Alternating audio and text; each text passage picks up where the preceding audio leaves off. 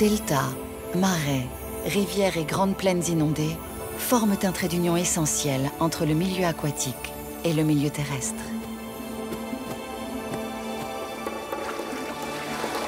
Ces grandes zones humides jouent un rôle écologique vital pour la planète. Dans l'eau, comme au sol ou très haut dans la canopée, une flore et une faune exceptionnelles y ont trouvé refuge. Pourtant, vivre dans ces mondes inondés est un défi permanent. Le puissant cycle de l'eau y dicte sa loi.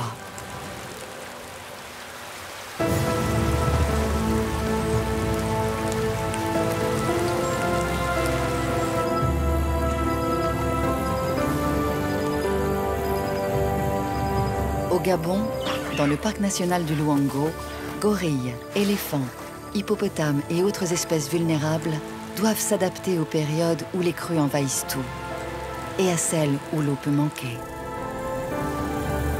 Pour survivre, les animaux doivent s'accoutumer à une vie d'errance.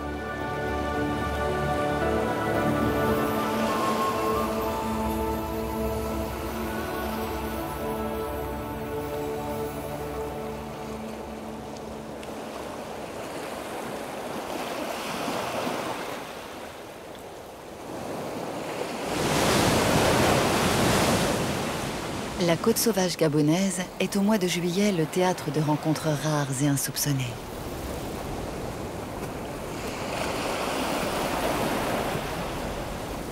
C'est le moment où les discrets éléphants de forêt vont pouvoir assister au ballet acrobatique donné par les baleines à bosse.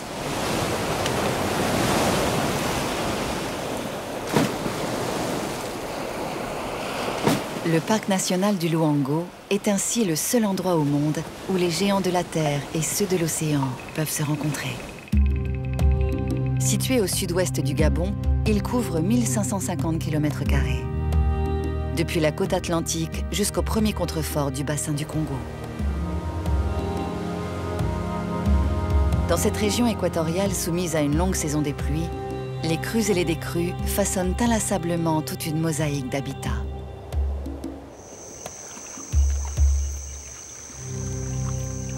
Ici, les prairies se fondent avec la plage. Les mangroves flânent avec les marais.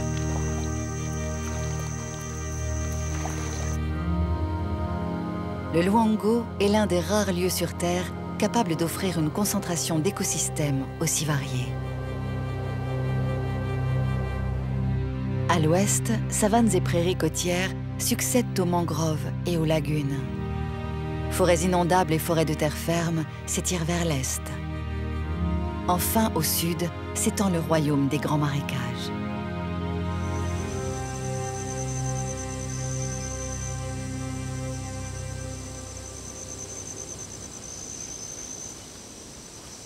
Nous sommes au cœur de la saison sèche qui s'étale de juin à septembre.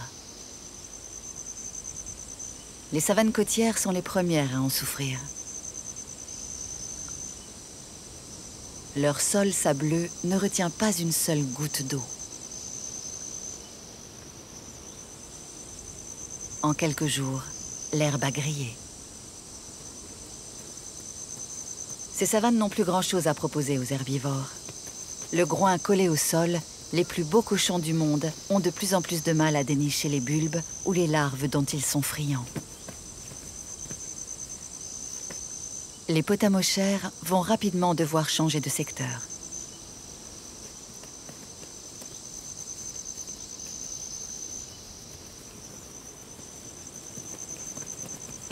Les buffles leur emboîtent le pas vers les prairies côtières rafraîchies par les embruns.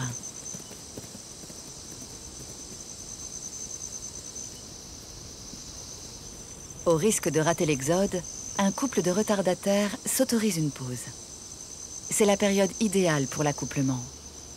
Les femelles pourront ainsi mettre bas au retour de la saison des pluies dans 4 mois. La nourriture sera alors plus abondante.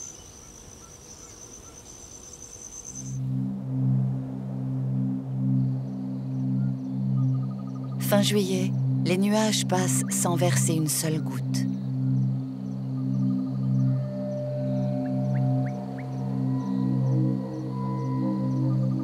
Jour après jour, le matelas de feuilles qui recouvre les sous-bois perd son humidité. La faune forestière se disperse en quête de fruits, de jeunes pousses ou de points d'eau.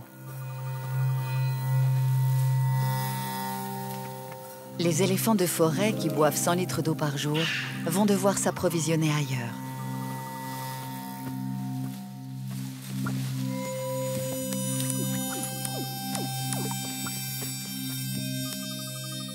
L'absence prolongée de précipitations sur le grand bassin du Congo anéantit mares et ruisseaux.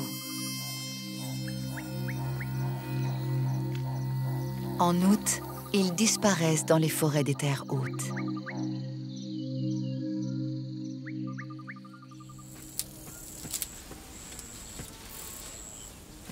Les uns après les autres, les 2000 éléphants du Luango vont abandonner leur bastion de chlorophylle, enfoui dans le deuxième massif forestier tropical au monde, après la forêt amazonienne.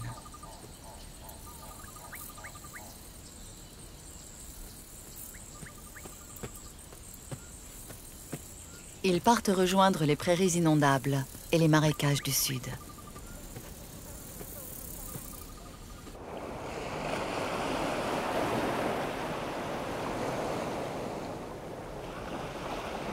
Sur les plages fouettées par les embruns, les petits buffles roux sont venus chercher un peu de fraîcheur.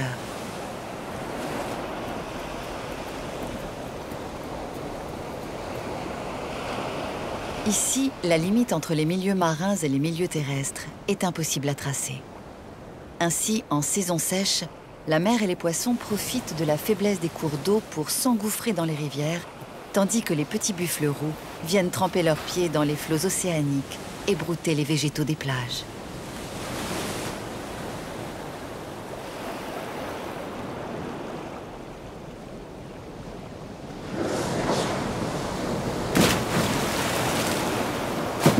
Au large, d'inlassables migratrices font leur apparition.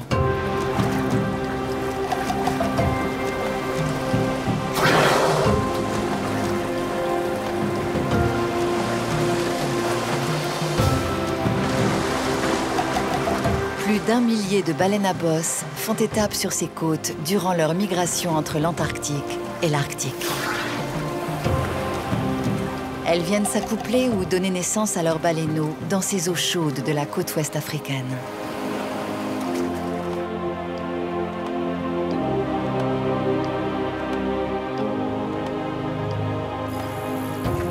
Fin juillet, la décrue s'accélère. Dans les zones fortement inondées, les rivières ont fini par libérer les terres et regagner leur lit. À certains endroits, leur niveau a déjà baissé d'1,50 m. Loïc Makaga, naturaliste gabonais, et Jean-Robert Ntono, éco-garde, participent à une mission d'étude des déplacements de la faune sauvage en fonction des saisons.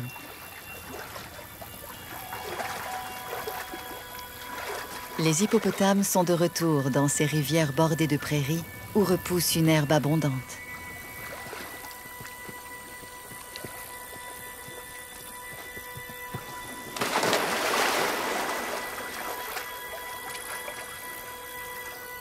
Pour Loïc, l'observation des animaux est compliquée. Dans cette zone, le braconnage intensif les a rendus méfiants et farouches.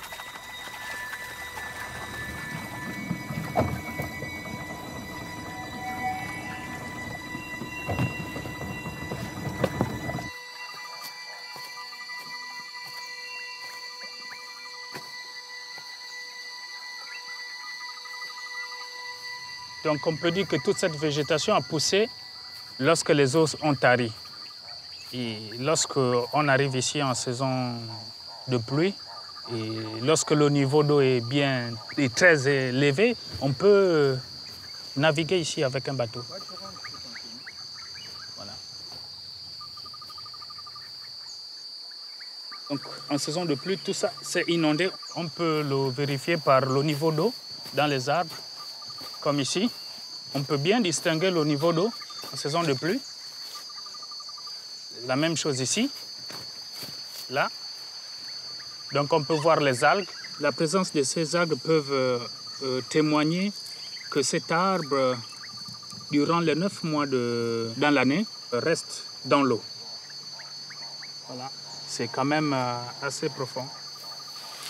L'installation de caméras permet de mieux comprendre les mouvements de la faune durant la saison sèche. Quand il est ici à ce niveau, c'est à peu près la hauteur d'un éléphant là.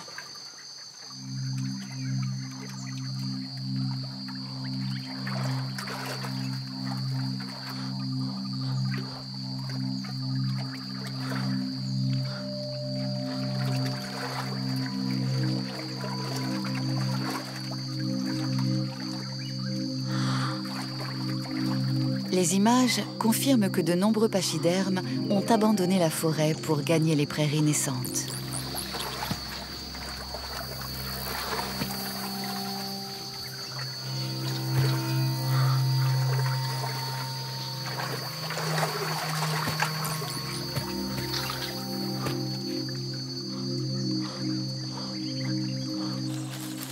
Mais ce sont d'autres colosses encore plus discrets qui intéressent Loïc. Le premier d'entre eux est un véritable monument de l'Afrique, aussi haut que les tours de Notre-Dame de Paris. Le Moabi peut atteindre 70 mètres de haut pour une envergure d'environ 50 mètres. C'est un arbre devenu rare. Cette espèce est l'un des plus grands d'Afrique. On l'appelle le géant d'Afrique. C'est l'un des plus grands arbres d'Afrique. Et ça, ce sont des traces de défense d'éléphants qui est intéressé non seulement par les fruits, mais par son écorce aussi.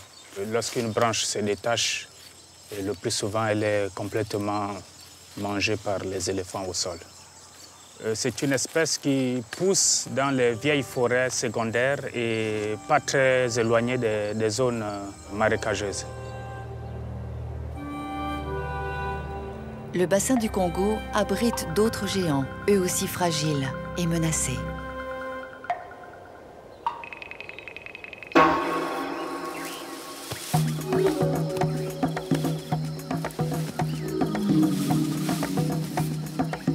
Les gorilles des plaines sont méfiants et presque insaisissables. Ils se distinguent de leurs cousins, les gorilles des montagnes, par leur taille légèrement plus petite et leur pelage plus court et proche du brun.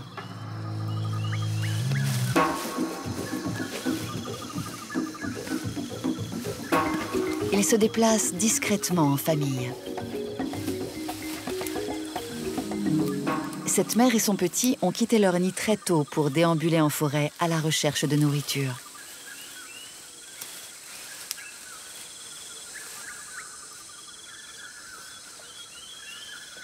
Durant la saison sèche, la pénurie de fruits contraint les grands singes à se déplacer constamment sur un territoire d'une quarantaine de kilomètres carrés.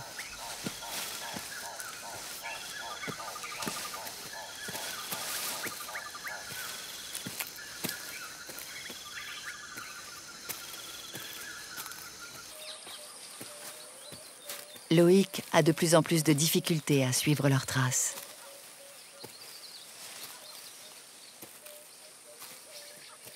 En août, la forêt est devenue quasiment muette.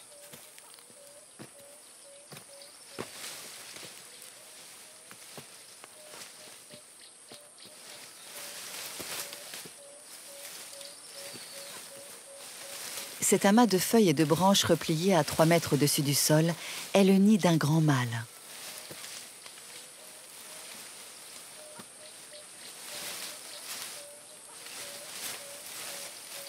Le prélèvement d'échantillons de poils servira à identifier l'ADN du grand primate.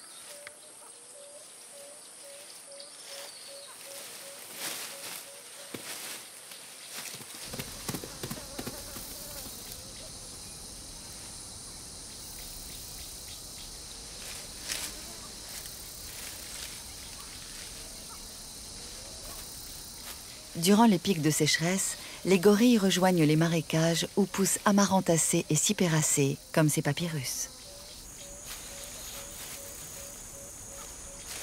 Voilà, c'est la partie que les animaux mangent, la partie du papyrus, c'est cette partie ici qui est tendre. Tu vois, c'est un peu tendre, c'est doux. Voilà, c'est ce qu'ils aiment.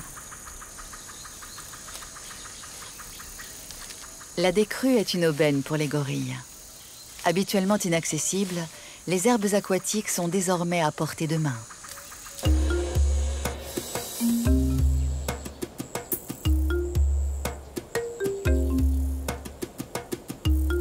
Loïc retourne régulièrement au camp qu'il a fondé il y a une dizaine d'années, à 1 heure de marche des premiers marécages de papyrus.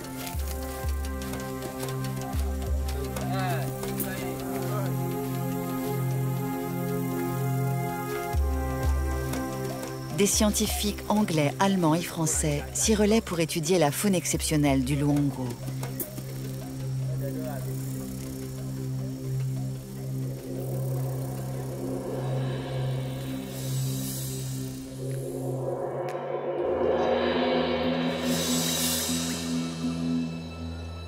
Jour après jour, la sécheresse étend son emprise sur le parc.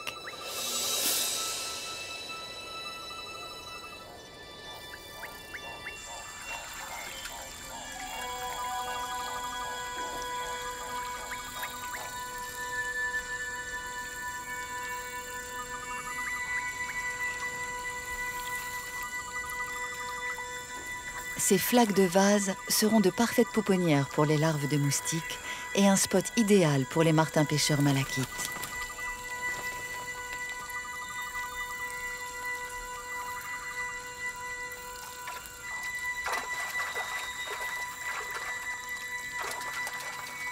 Mais ces linceuls boueux, que plus rien ne relie au cours d'eau principal, serviront aussi de sépulture à de nombreux poissons.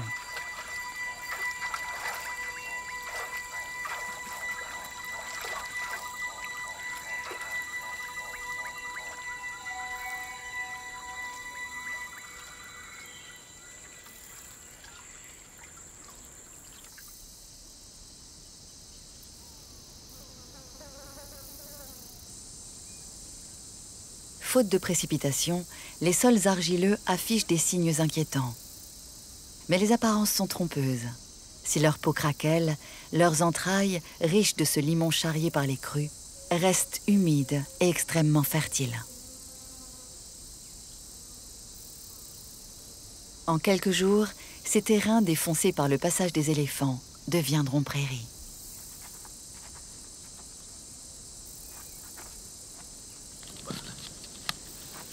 D'autres caméras pièges éparpillées dans différents lieux permettent d'identifier ceux qui hantent encore ces savanes désertées.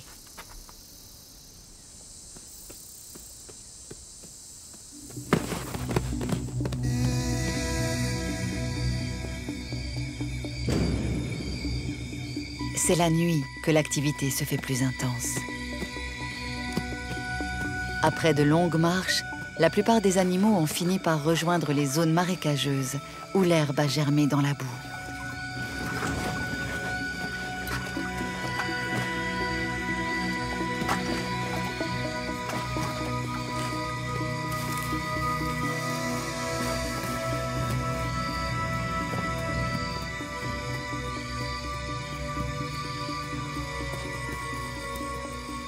Sitatunga, Genette, Potamocher se relaient avant l'arrivée du léopard.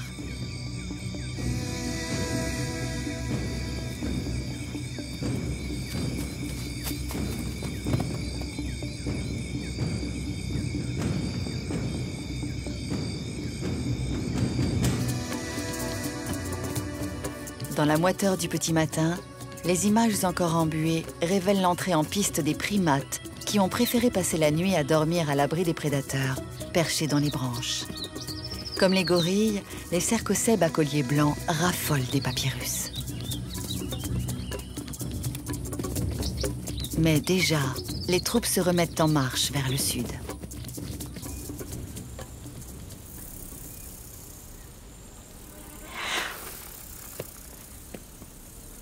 Légèrement plus petits que leurs cousins de la savane, ces éléphants de forêt vivent uniquement en Afrique centrale. Leur flair infaillible les guide vers les zones humides permanentes.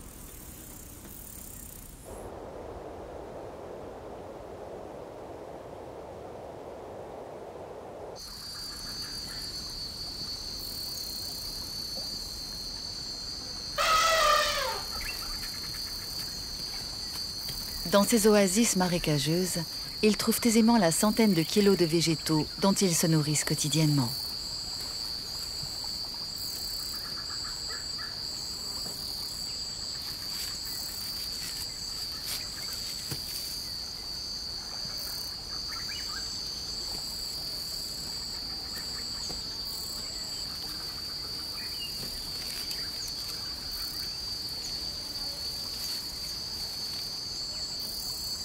Ici, la vie foisonne.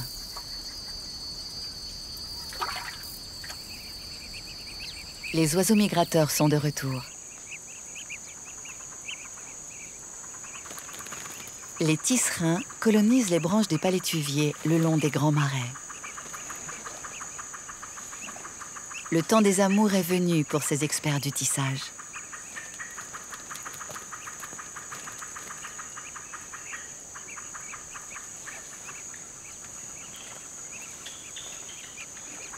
Pour construire un nid sphérique, les mâles sélectionnent une section de branches fourchues dirigées vers le bas qu'ils tournent de telle sorte que l'anneau vertical qu'ils tressent leur serve de perchoir durant la construction.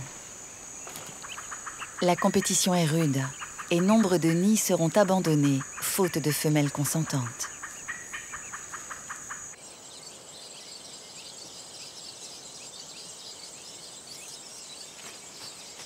Les petits groupes de buffles de forêt sont devenus de précieux alliés des aigrettes. Dans ces zones humides, leurs pas lourds dérangent toute une petite faune dont elles raffolent.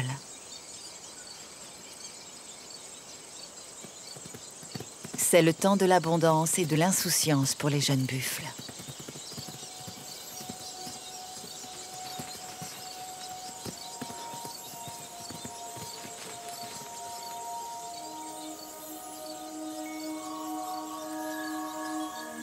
Mais ici, comme ailleurs, la vigilance reste de mise.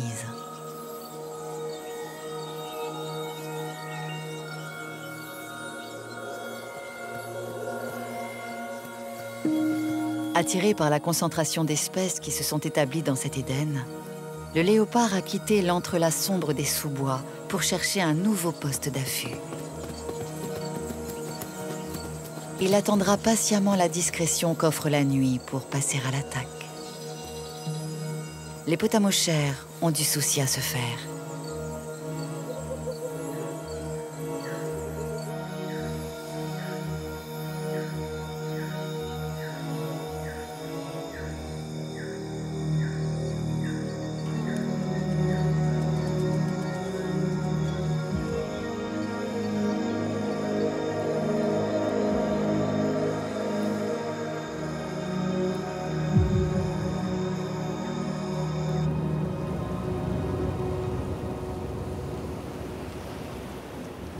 La bande côtière s'est transformée en zone de repli pour certains herbivores.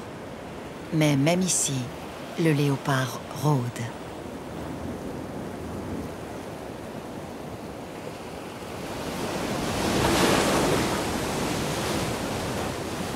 Fin août, lorsque l'atmosphère est suffocante, les potamochères ont quitté les territoires périlleux pour s'installer en bord de mer.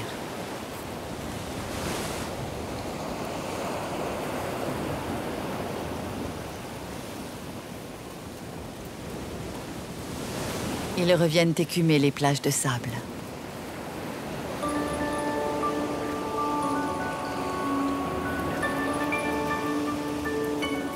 Les crabes fantômes en feront les frais.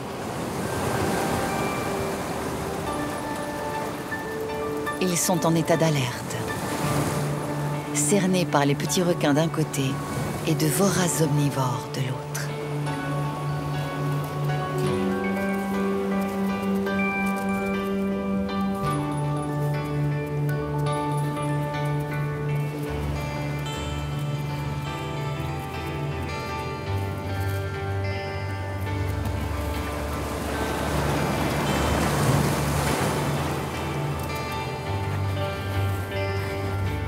Les potamochères vont pouvoir dénicher de nouvelles sources de protéines. Seuls les crabes ayant creusé les trous les plus profonds auront la chance d'échapper à ces bulldozers. Pour y parvenir, ils doivent s'enfoncer à plus d'1 mètre.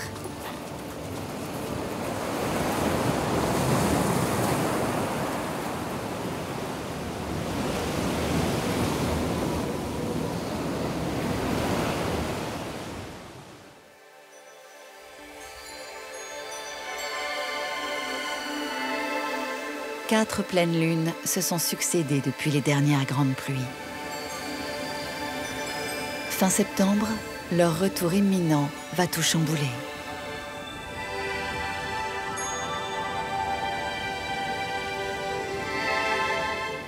Dans cette région équatoriale, il pleut 8 mois sur 12.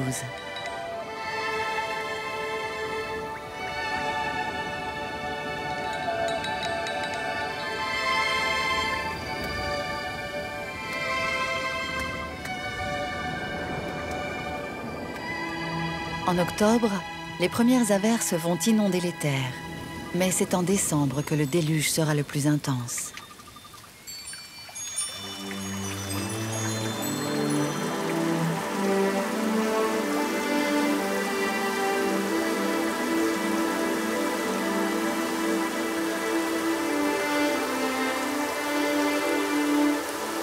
À nouveau, les algues et les fougères s'incrustent sur les troncs.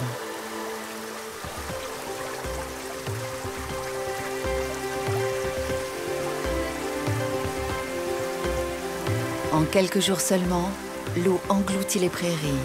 Les rivières débordent, permettant aux poissons de se réapproprier l'espace.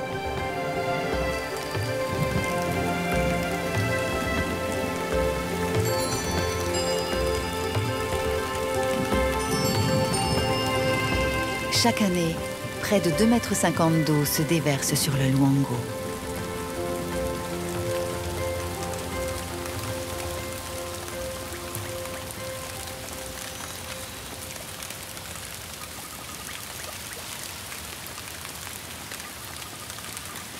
Les empreintes d'éléphants, d'hippopotames ou de gorilles s'effacent pour écrire d'autres histoires d'itinérance que déchiffreront les pisteurs.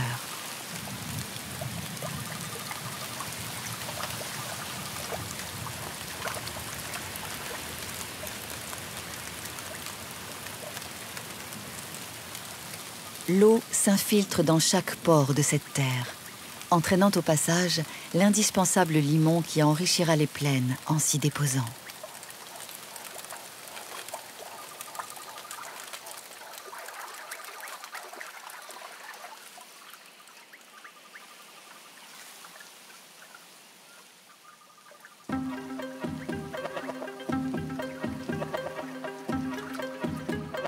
Paradoxalement, cette saison humide qui épuise le ciel est la plus ensoleillée et la plus revigorante pour la flore et la faune.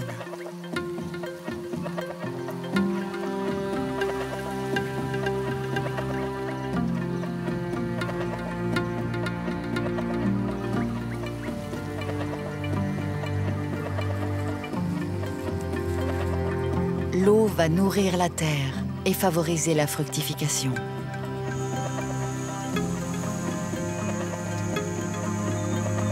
La végétation explose.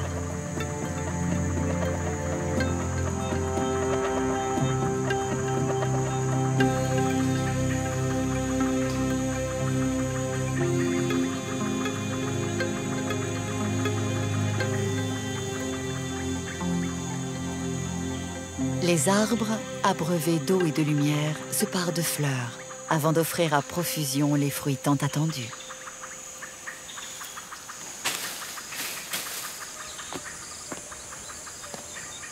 Voilà un signe qui ne trompe pas. Les gorilles ont abandonné les marécages de papyrus, désormais entièrement inondés.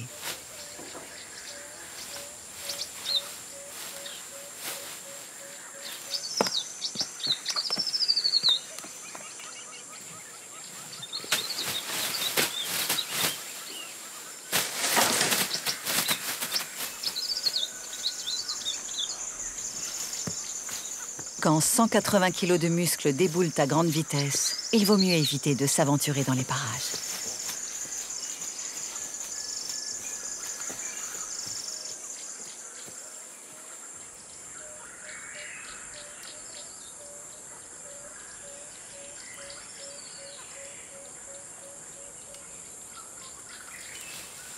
Les observations scientifiques ont permis d'estimer qu'ils ne migrent pas, mais zigzaguent, au gré des saisons, dans l'enchevêtrement d'écosystèmes qu'offre le Luango.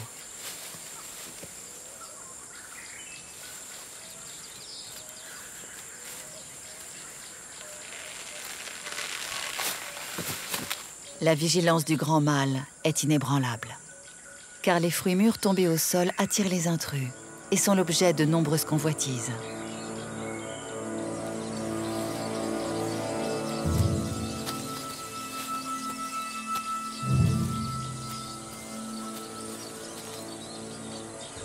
Bien que repu, le grand mâle ne tolérera aucun étranger sur son territoire.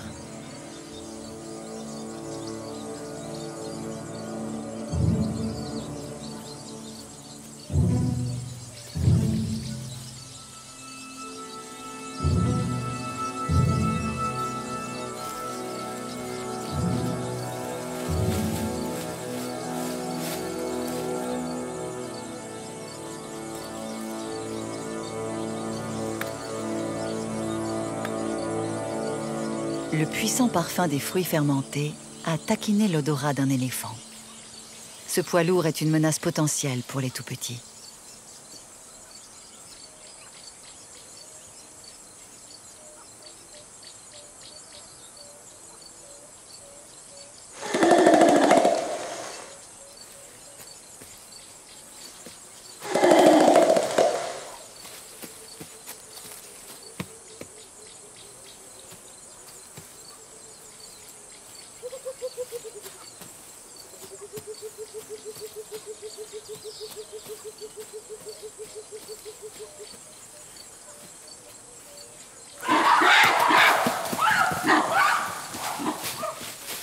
Le combat des titans n'aura pas lieu.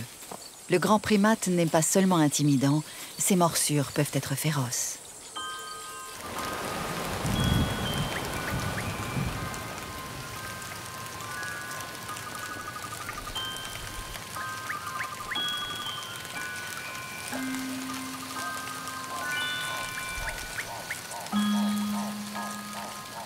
Pendant le seul mois de novembre, il tombe sur le parc de Luongo autant de précipitations qu'à Londres durant une année complète.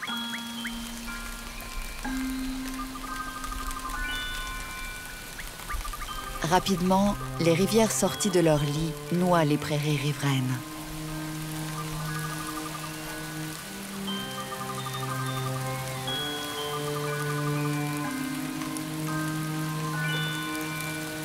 En décembre, les flots s'engouffrent sur chaque parcelle de terre.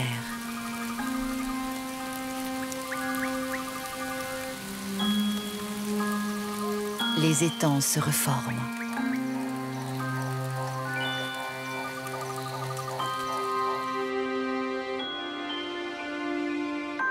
Le réseau hydraulique complexe du Luongo, associé à un relief peu marqué, a favorisé l'émergence d'une multitude d'écosystèmes fragmentés.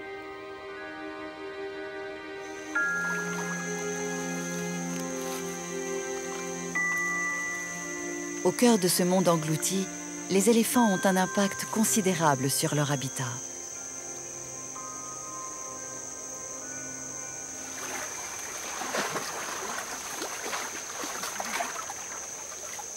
Ils le sculptent et le modèlent,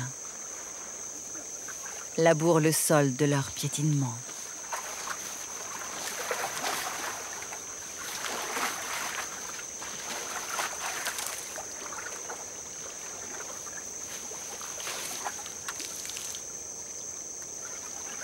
Y germeront ensuite les graines de nombreux arbres qu'ils auront dispersés sur de longues distances.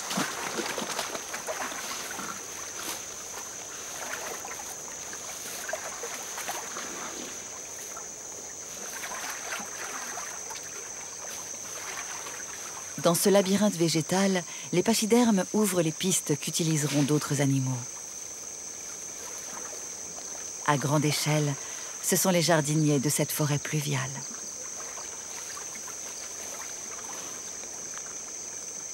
Pourtant, en 10 ans, 62% des éléphants de forêt ont été abattus pour leur ivoire.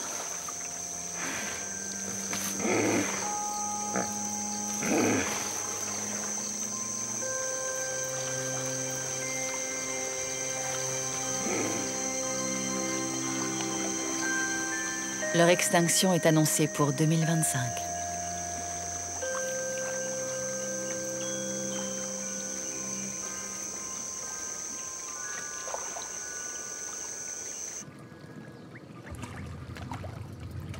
Au bout de quelques semaines, les cours d'eau sont sortis de leur lit. Dans les prairies redevenues navigables, il n'y a plus âme qui vive. Le dortoir des tisserands n'attire plus de volatiles.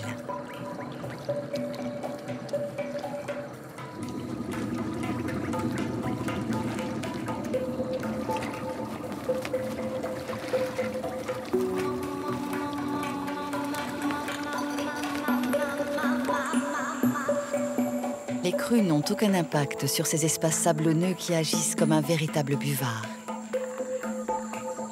Les savanes côtières ont rapidement viré au vert. Timidement, céphalophes à dos jaune, chimpanzés et sitatunga se réapproprient ces espaces découverts où l'herbe grasse attire aussi des hardes de potamochères.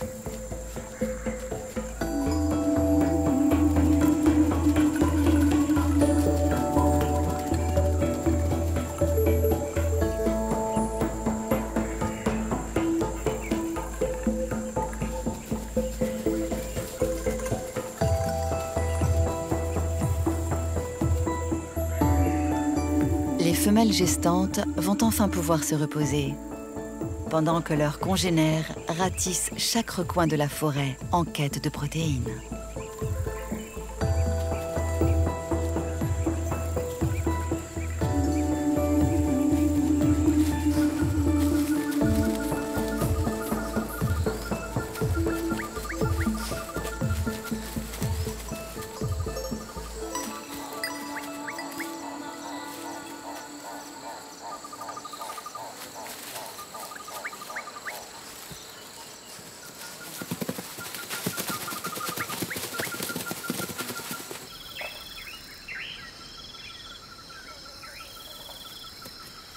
À leur tour, les buffles se rassemblent dans ces larges étendues de savane. Une trentaine de femelles et leurs petits accompagnent le mâle dominant.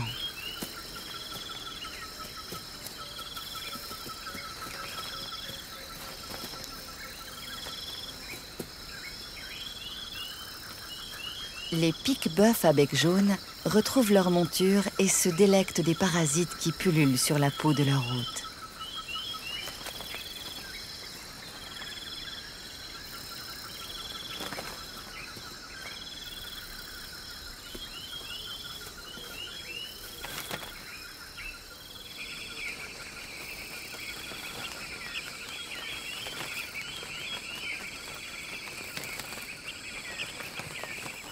La saison des pluies attire sur les savanes côtières de grandes colonies de guêpiers gris-rose. Ils sont venus profiter des étendues de sable humide pour creuser des terriers qui ne s'écrouleront pas et dans lesquels ils vont pondre leurs œufs.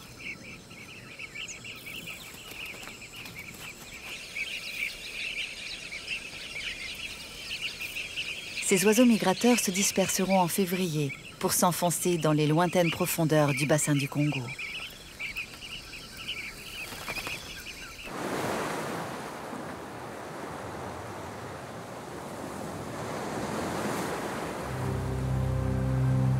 Sur ces plages gabonaises préservées des hommes, on a récemment découvert l'un des plus grands sites de nidification de tortues luttes au monde. On croyait que ces géantes, pouvant peser jusqu'à 900 kilos, avaient disparu. Les plages du Luango réunissent les conditions idéales pour l'incubation de leurs œufs. Une température et une hygrométrie constantes. « 15 000 tortues luttes fréquentent régulièrement le littoral gabonais de nuit pour éviter la chaleur et les prédateurs.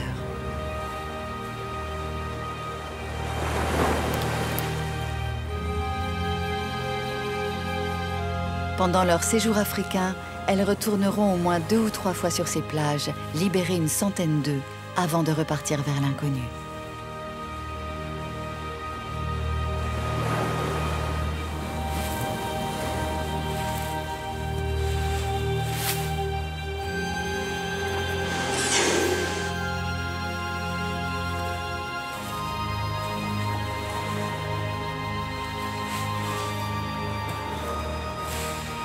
elles ne reviendront pas au Luango avant plusieurs années.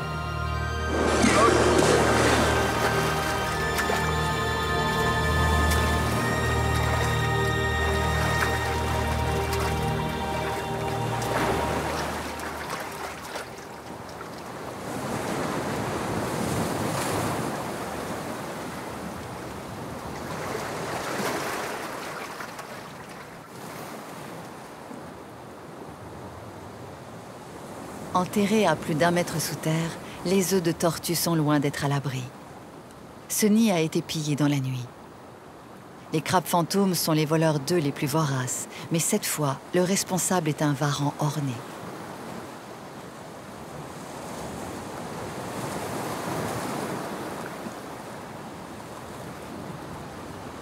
Victime de sa boulimie, il se déplace plus difficilement. Il est contraint d'aller s'immerger dans les vagues pour réguler la température de son corps devenue trop élevée après ce festin sur le sable déjà chaud.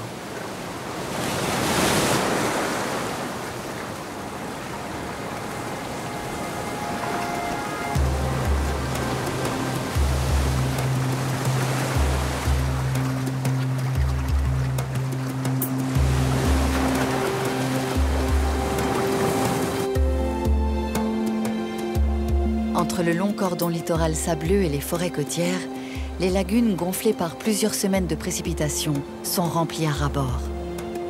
Les prochaines averses risquent de leur être fatales.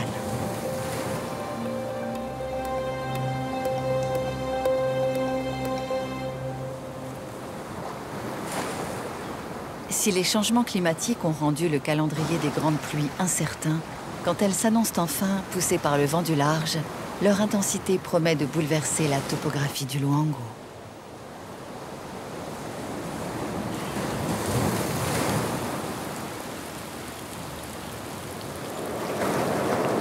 Les puissantes crues fendent les murailles de sable. Dans les lagunes, des brèches se forment libérant une avalanche d'eau croupie, d'œufs et d'écume qui se répand en mer, entraînant de nombreux poissons.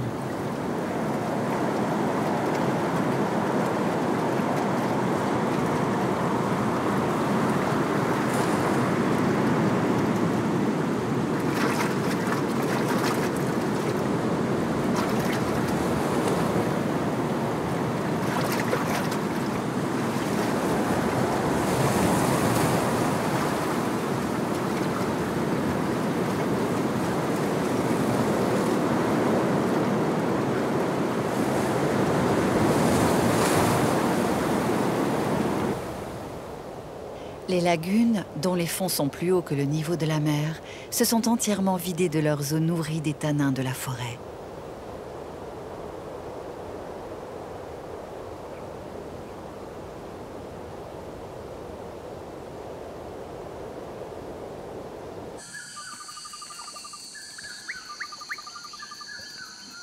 Les pieds des palétuviers, libérés par le reflux, attirent les cercocèbes à collier blanc. Sur les racines mises à nu, ils accèdent à une nourriture qu'ils ne peuvent atteindre le reste de l'année, des huîtres.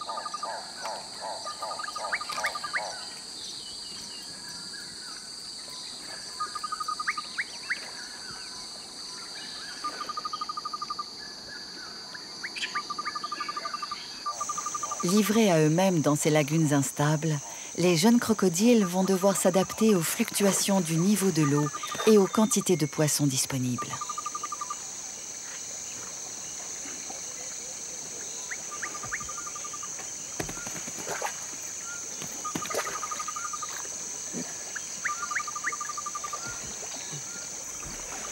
Leurs mères n'ont pas autant de préoccupations.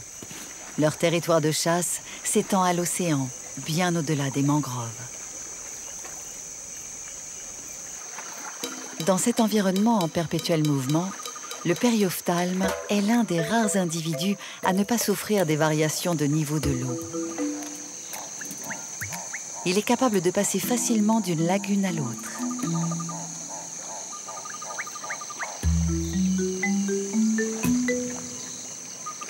Contrairement à nous qui transportons de l'air dans des bouteilles pour plonger dans l'eau, pour se promener, cette créature amphibie stocke l'eau dans ses chambres branchiales. et peut aussi respirer par la peau comme les grenouilles, ce qui lui confère 2 heures d'autonomie hors de l'eau.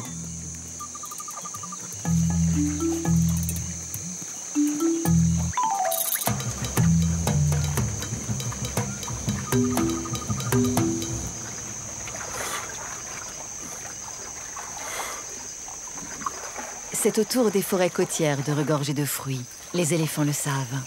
Ils se rapprochent du littoral par petits groupes.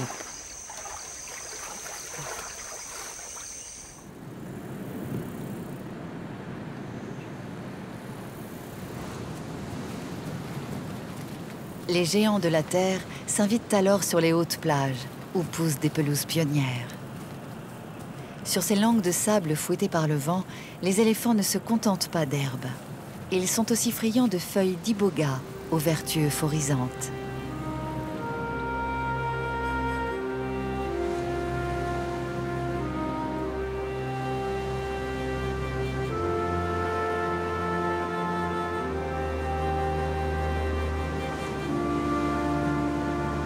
Dans cet environnement en perpétuel mouvement, les animaux doivent mener une vie nomade. De son côté, un fantassin immobile monté sur échasse s'est adapté aux périodes où il baigne dans l'eau saumâtre. Son système racinaire hallophile a la capacité d'éliminer le sel et de supporter le va-et-vient des marées.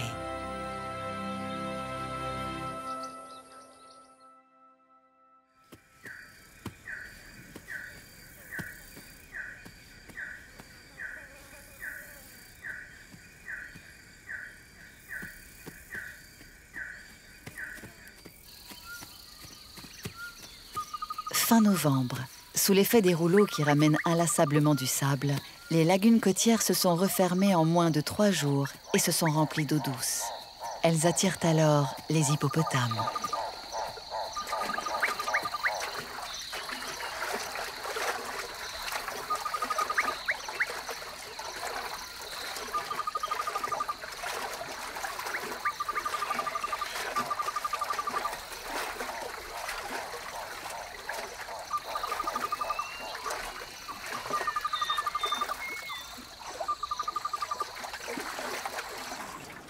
À la saison des pluies, un phénomène animalier unique au monde se joue discrètement ici, à la tombée de la nuit.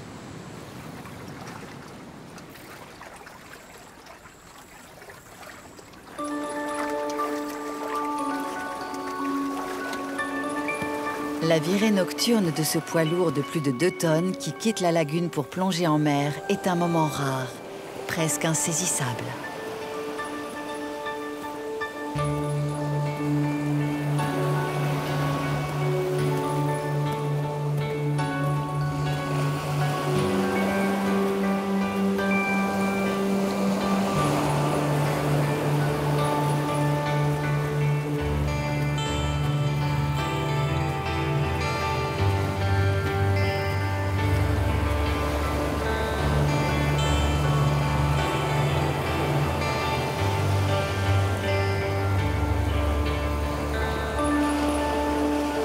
L'hippopotame peut ainsi se laisser entraîner par l'océan, évitant d'avoir à marcher d'une prairie à l'autre pour y chercher de l'herbe fraîche.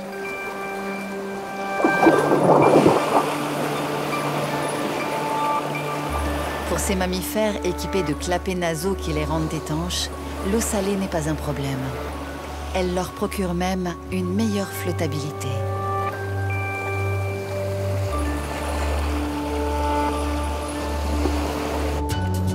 Le parc national du Luango est un miracle de la nature. Véritable architecte de cet univers complexe, le cycle de l'eau a permis la formation d'une multitude d'écosystèmes et l'épanouissement d'espèces disparues ailleurs.